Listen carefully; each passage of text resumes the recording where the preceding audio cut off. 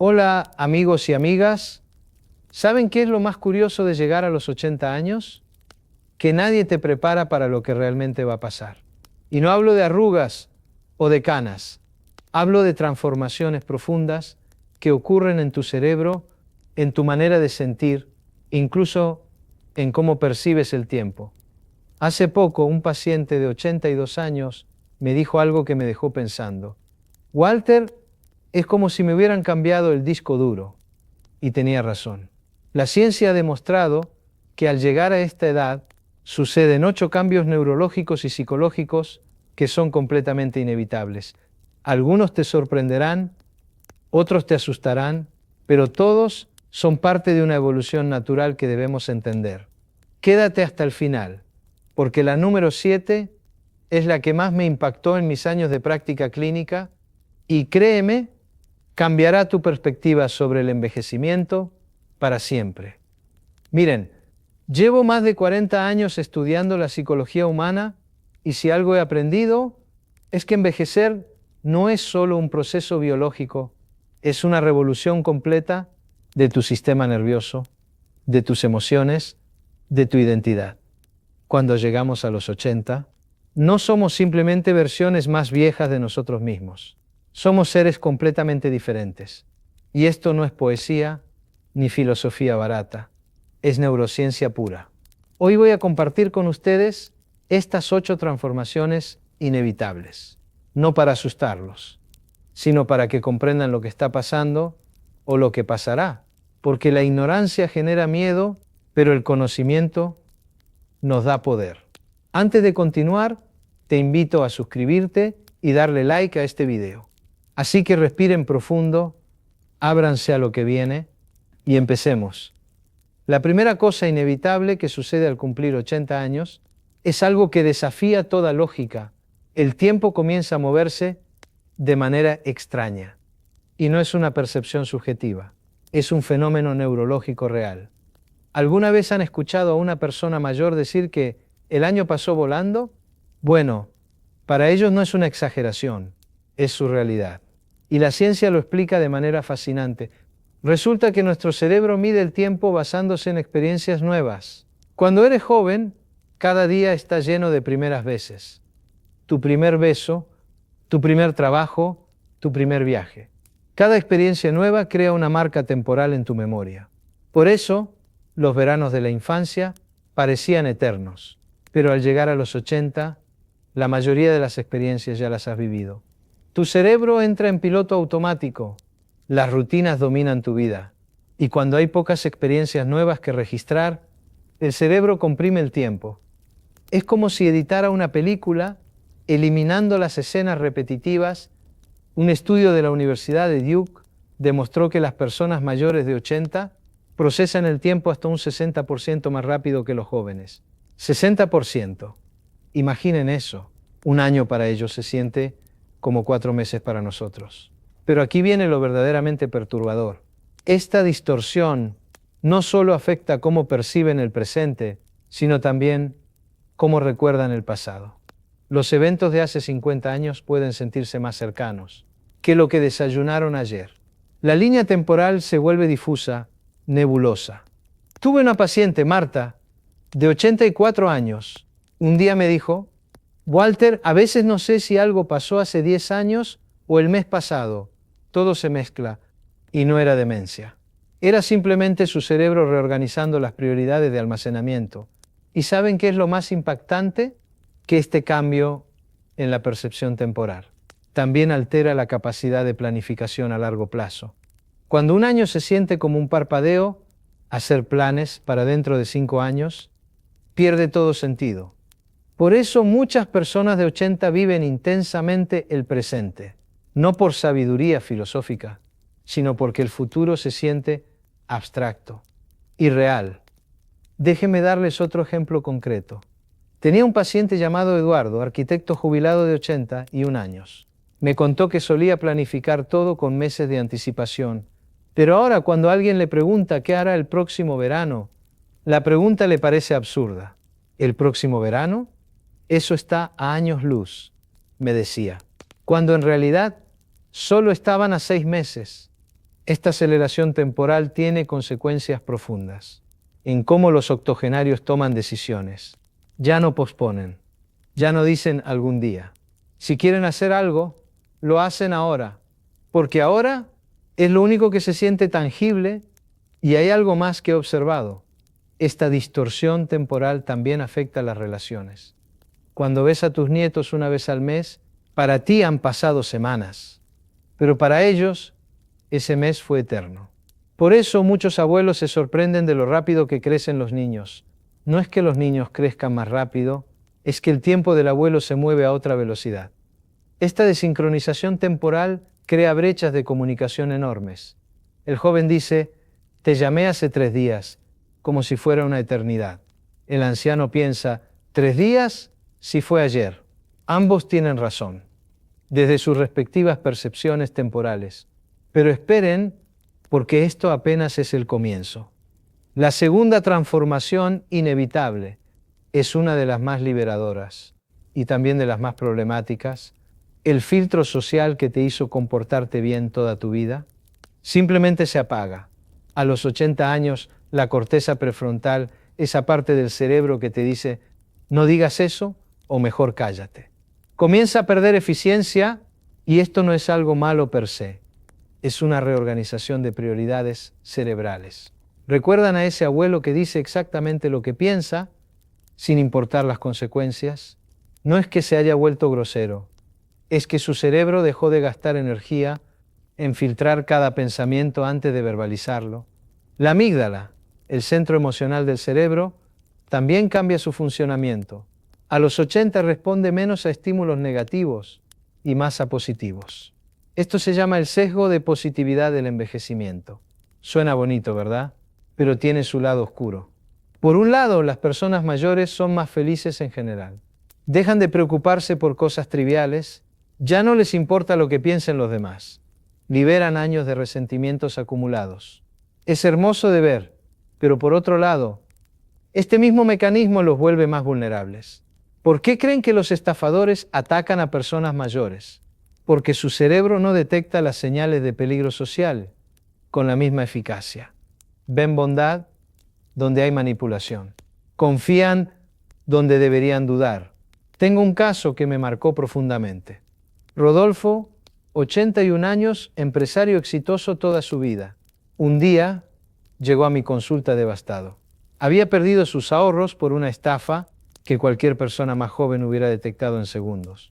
Me dijo, Walter, no entiendo qué me pasó. Yo era tan desconfiado antes.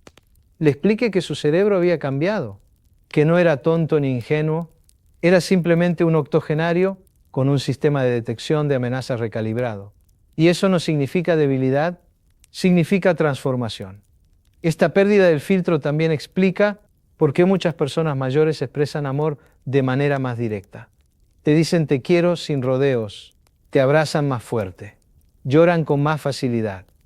El barniz social se cae y lo que queda es emoción pura. Déjenme contarles sobre otra paciente. Gloria, 83 años. Toda su vida había sido reservada, casi fría emocionalmente. Fue educada en una época donde mostrar afecto era signo de debilidad. Pero a los 80 algo cambió. Empezó a abrazar a sus hijos, a decirles cuánto los amaba, a llorar en las reuniones familiares. Sus hijos estaban desconcertados, pensaban que tenía Alzheimer, pero no. Era simplemente que su cerebro había decidido que ya no tenía sentido seguir conteniendo las emociones. ¿Para qué? Para mantener una imagen que ya no importaba, para seguir cumpliendo expectativas sociales de una época que ya pasó. Y aquí está la paradoja. Esta ausencia de filtro los hace más auténticos, pero también más vulnerables al rechazo. Cuando expresan amor y no reciben respuesta, el dolor es más agudo. Cuando dicen su verdad y son ignorados, la herida es más profunda, porque ya no tienen las defensas psicológicas que antes los protegían. He visto a pacientes devastados porque dijeron te quiero a un hijo, que respondió con un ok distraído. Para el hijo fue solo una interacción más. Para el padre de 80 fue un puñal en el corazón. Porque cuando ya no tienes filtros, Tampoco tienes amortiguadores emocionales. ¿Es esto bueno o malo? Ninguna de las dos cosas. Es inevitable, es parte del proceso. Y entenderlo nos hace más compasivos con nuestros mayores y con nosotros mismos cuando lleguemos ahí. La clave está en comprender que esta vulnerabilidad no es patológica, es humana. Es lo que quedó después de que se cayeron todas las máscaras que nos pusimos para sobrevivir en sociedad. Es la esencia pura de una persona que ya no tiene tiempo ni energía para fingir. Pero hay algo aún más profundo que ocurre en el cerebro. La tercera transformación inevitable es una de las más temidas, pero también una de las menos comprendidas. La memoria se vuelve radicalmente selectiva. Y no estoy hablando de Alzheimer. Estoy hablando de un fenómeno normal del envejecimiento con un propósito profundamente humano. A los 80 años, el hipocampo, esa estructura cerebral que se encarga de formar nuevos recuerdos, ha perdido cerca del 20% de su volumen. 20%. Es como si tu disco duro tuviera menos espacio para almacenar información. Pero lo fascinante es esto, el cerebro no olvida al azar. Hay un patrón, una lógica, un criterio de selección que revela mucho sobre cómo realmente funciona la mente humana. ¿Qué recuerdos se conservan? Los que tienen carga emocional, los que te definieron, tu primer amor, el nacimiento de tus hijos, esa conversación que cambió el rumbo de tu vida. ¿Y qué se borra? Los detalles mundanos, lo que comiste el martes pasado, el nombre de esa persona que conociste en una fiesta hace 3 meses, la contraseña que acabas de cambiar. Es como si el cerebro dijera, tengo espacio limitado, así que voy a conservar solo lo esencial, y lo esencial no son los datos, son las experiencias que construyeron tu identidad. Recuerda a un paciente, Ernesto. A sus 83 años, no recordaba dónde había dejado las llaves 5 minutos antes, pero podía recitar, palabra por palabra, el poema que le escribió a su esposa en su luna de miel hace 60 años. Cada verso, cada coma. ¿Era demencia? No. Era priorización cerebral. Pero hay algo aún más inquietante y a la vez hermoso en este proceso. El cerebro no solo conserva, también edita. Tiene la capacidad de reescribir el pasado, suavizando los traumas y amplificando los momentos felices. A eso la ciencia lo llama reminiscencia positiva y es un mecanismo de supervivencia psicológica. Si recordáramos cada dolor, cada traición o cada pérdida con la misma intensidad original, sería imposible seguir viviendo. El cerebro lo sabe y hace ajustes. Una de mis pacientes, Isabel, recordaba su infancia como maravillosa, pero sus hermanos decían que había sido difícil, marcada por un padre alcohólico y violento. ¿Quién tenía razón? Probablemente ambos. Ella había reconfigurado sus recuerdos para poder vivir en paz. Y no hay nada de malo en eso, porque el cerebro no miente cuando edita recuerdos, está haciendo terapia consigo mismo. Procesa décadas de experiencias y extrae lo que necesita para seguir adelante. Es un acto de autocompasión neurológica. Otro paciente, Fernando, recordaba su matrimonio de 50 años como perfecto. Su esposa había muerto 2 años atrás. Pero sus hijos me confesaron que hubo infidelidades, peleas, años de distancia. ¿Estaba negando la realidad? No. Estaba reescribiendo la historia de su vida de una forma que le permitiera honrar el amor más allá de las imperfecciones. Y eso, lejos de ser una distorsión, es profundamente sanador. Porque al final, ¿qué es más real? ¿Los hechos objetivos o la experiencia subjetiva? Para el cerebro octogenario, lo que siente es lo que importa. Este fenómeno también explica por qué las personas mayores a veces parecen estar en otro mundo. No están confundidas. Están viajando entre tiempos, el presente y los recuerdos vívidos del pasado, que para su mente son igual de reales. ¿Has visto alguna vez a un anciano mirando al vacío sonriendo solo? No está perdido. Está visitando un recuerdo tan poderoso que cobra vida en su interior. Y en ese instante, ese recuerdo es su realidad. Recuerdo a una paciente, Dolores, de 85 años. Durante las sesiones a veces se quedaba callada con la mirada fija. Pensé que se había desconectado. Hasta que un día le pregunté, ¿dónde estabas? Y me respondió, en el jardín de mi casa de infancia. ¿Puedo oler las rosas? puedo sentir el sol en mi cara. Eso no era una alucinación, era una memoria tan vívida que activaba las mismas áreas cerebrales que la experiencia original. Su mente había borrado la línea entre el pasado y el presente, y ella era feliz allí. La memoria no desaparece a los 80, se transforma, se concentra, se vuelve poética, selectiva, protectora, y nos obliga a replantearnos qué significa realmente recordar, porque quizá recordar no sea revivir los hechos, sino extraer el significado, reconstruir la identidad y encontrar paz con lo vivido. Y en ese sentido, el cerebro octogenario recuerda mejor que el joven. Recuerda lo que importa, y eso nos lleva al siguiente cambio inevitable. La cuarta transformación inevitable que ocurre a los 80 años es profundamente paradójica.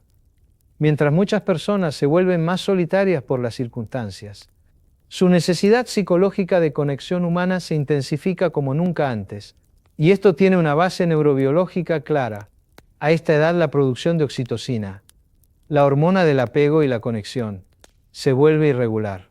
El cerebro la libera en ráfagas intensas durante las interacciones significativas, pero se agota rápidamente cuando falta el contacto humano. Es como si el cerebro dijera, no sé cuánto tiempo me queda, así que cada abrazo, cada conversación profunda, cada gesto de intimidad, cuenta el doble. He visto esto una y otra vez en mi consulta. Personas que en su juventud fueron independientes, casi ermitañas, a los 80 se transforman. Llaman a sus hijos 3 veces al día, necesitan escuchar voces, ver rostros, sentir presencia. Es biología pura. El cerebro octogenario sabe algo que los jóvenes aún no comprenden, que el aislamiento es más letal que el cigarrillo o la obesidad. Estudios recientes lo confirman. La soledad en personas mayores de 80 aumenta el riesgo de muerte prematura en un 50%. 50%. El cerebro lo sabe y activa alarmas. Por eso muchos ancianos parecen demandantes de atención. No es manipulación, es supervivencia. Recuerdo a Antonio, un paciente de 85 años. Había sido militar, un hombre estoico, fuerte, autosuficiente, pero un día llegó llorando a mi consulta porque su hijo no había contestado su llamada en 2 días. Me dijo, Walter, me siento patético. Antes podía estar solo meses sin problema. Le respondí, no eres patético. Tu cerebro cambió. La neuroplasticidad funciona en ambas direcciones. Y necesitar conexión humana no es debilidad, es la expresión más pura de nuestra naturaleza. Pero aquí viene lo verdaderamente preocupante. Vivimos en una sociedad que castiga esta necesidad. A los ancianos que buscan compañía los llamamos dependientes. Les decimos que sean fuertes, que no molesten, y ellos lo interiorizan. Se avergüenzan de su necesidad natural de conexión. Se aíslan y mueren más rápido. No de enfermedades físicas, sino de hambre afectiva. Déjenme ser más claros, el aislamiento social en los octogenarios no solo afecta el estado de ánimo, afecta su sistema inmunológico, aumenta la inflamación crónica, acelera el deterioro cognitivo. Es literalmente tóxico a nivel celular. Recuerdo a Amelia, una paciente de 84 años, viuda desde hacía 3 años. Sus hijos vivían lejos y solo la visitaban en Navidad y cumpleaños. Ella decía que estaba bien, pero su cuerpo contaba otra historia.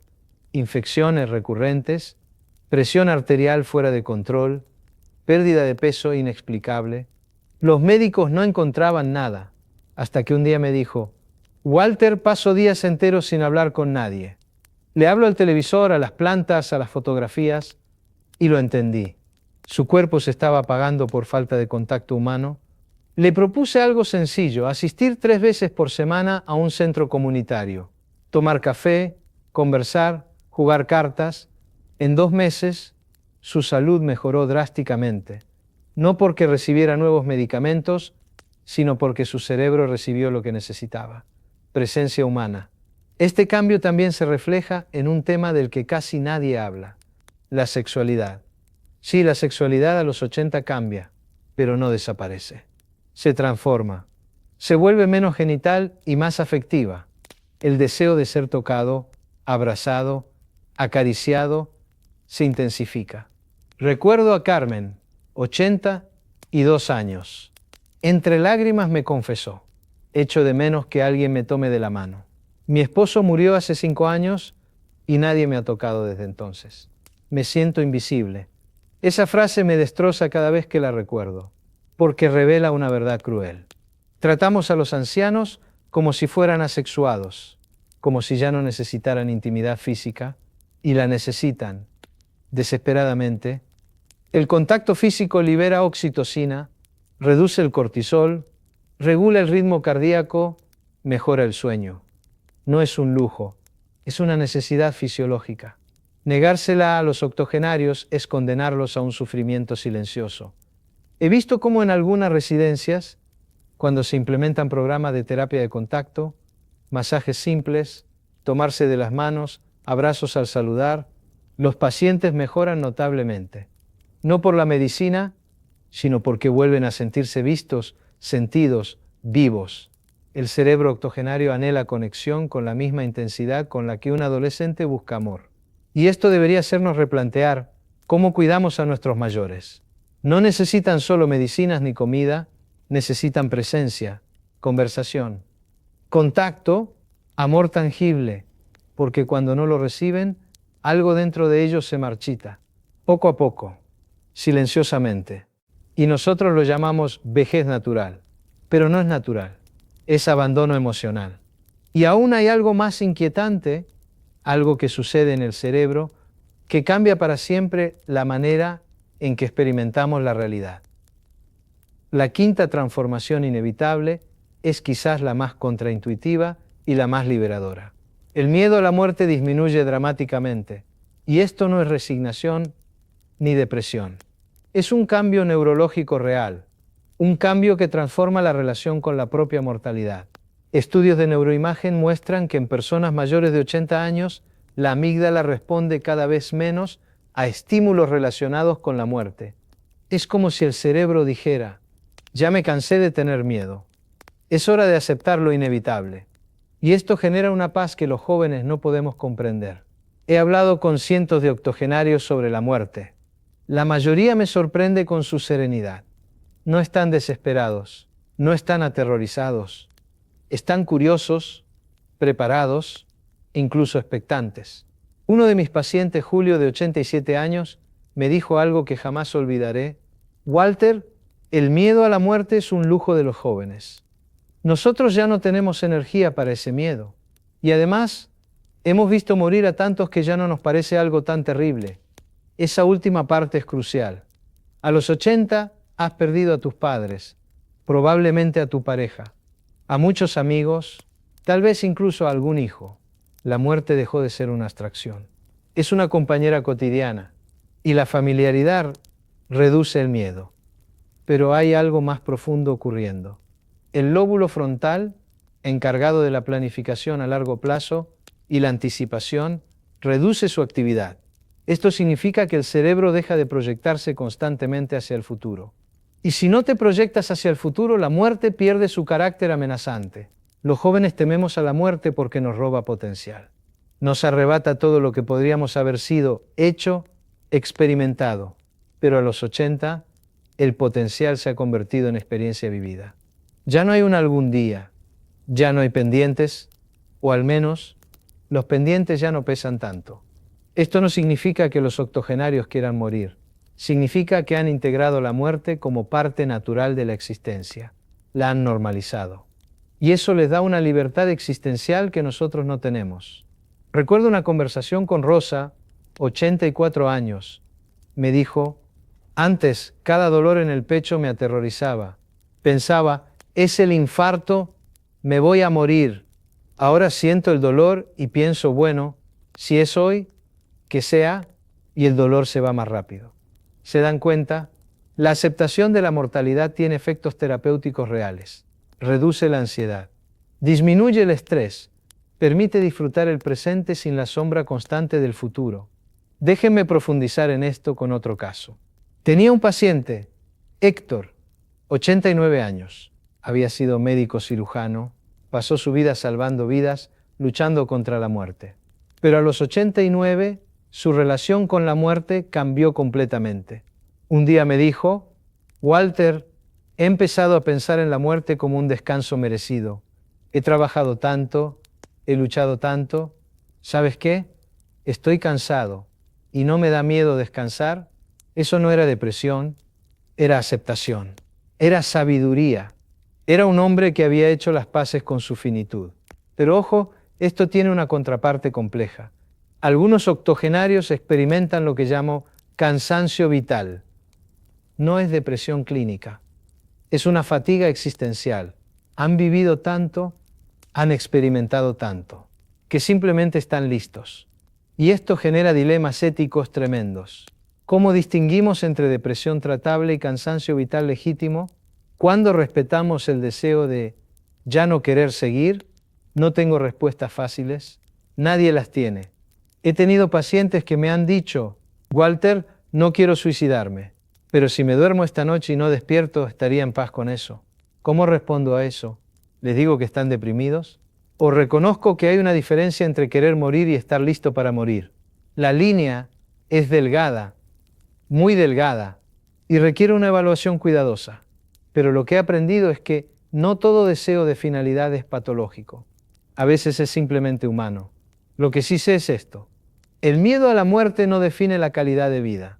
A veces, liberarse de ese miedo es lo que permite vivir los últimos años con plenitud, sin ansiedad anticipatoria, sin pánico existencial, solo presencia, solo ahora.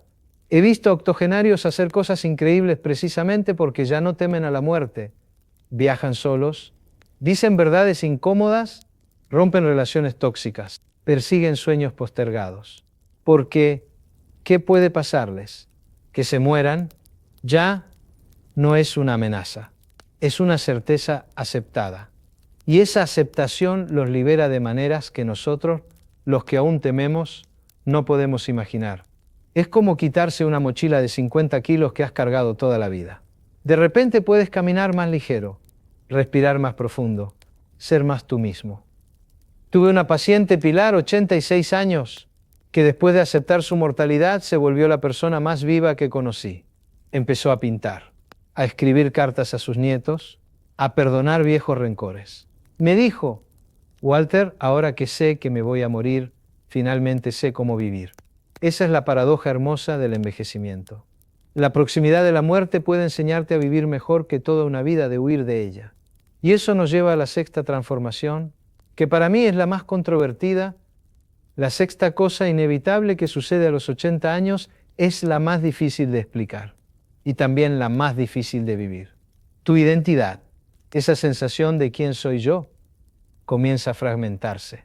Y luego, si tienes suerte, se reconstruye en algo completamente nuevo. Toda tu vida construiste una identidad basada en roles. Padre, madre, profesional, hijo, esposo, amigo. Pero a los 80 muchos de esos roles han desaparecido. Tus hijos ya no te necesitan. Te jubilaste hace años. Tal vez perdiste a tu pareja. Tus padres murieron hace décadas. Entonces, ¿quién eres? Esa pregunta, que suena filosófica, tiene consecuencias neurológicas reales. El cerebro tiene una red neural específica llamada red de modo predeterminado. Se activa cuando pensamos en nosotros mismos, en nuestra identidad.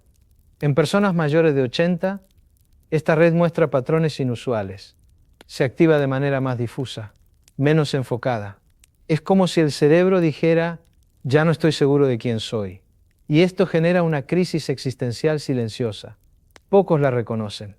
He visto pacientes brillantes, exitosos, que a los 80 se sienten irrelevantes, como sombras de lo que fueron. Y el dolor de esa pérdida de identidad es tan agudo como cualquier dolor físico. Miguel, ingeniero retirado de 83 años, me dijo, Walter, cuando era ingeniero sabía quién era, ahora soy solo un viejo, y viejo no es una identidad, es una etiqueta que me pusieron los demás. Esa frase resume el drama de millones de octogenarios. La sociedad les quita sus roles productivos, pero no les ofrece una identidad alternativa significativa. Simplemente los archiva en la categoría anciano y asume que ahí termina la historia. Pero aquí viene lo fascinante, Algunos octogenarios logran reconstruir su identidad de manera radicalmente nueva. Dejan de definirse por lo que hacen y empiezan a definirse por lo que son. Es una transición del hacer al ser, y esto requiere un trabajo psicológico profundo. Requiere soltar el ego, el apego al pasado, la necesidad de seguir siendo relevante según parámetros externos. Requiere encontrar valor en la simple existencia. Tuve una paciente, Beatriz, que logró esta transición de manera hermosa. A los 81 me dijo, ya no soy la profesora que fui, ya no soy la madre que cría hijos, ahora soy simplemente Beatriz. Y Beatriz es alguien que mira, que escucha, que ama, que existe. Y eso es suficiente. Me dio escalofríos escucharla, porque había logrado algo que la mayoría de nosotros no logramos en toda una vida, liberarse de la necesidad de ser algo para alguien. Simplemente era. Pero no todos lo logran.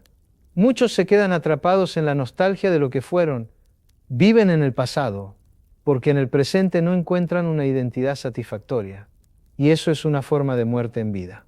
Esta fragmentación de identidad también explica por qué algunos octogenarios cuentan las mismas historias una y otra vez. No es solo pérdida de memoria, es un intento de reconstruir su identidad a través de narrativas del pasado. Cada vez que cuentan la historia de cómo conocieron a su esposa o cómo construyeron su negocio, están diciéndose a sí mismos, así es quien fui, eso me define. Y necesitan contarla múltiples veces, porque su cerebro necesita reforzar esa narrativa identitaria constantemente.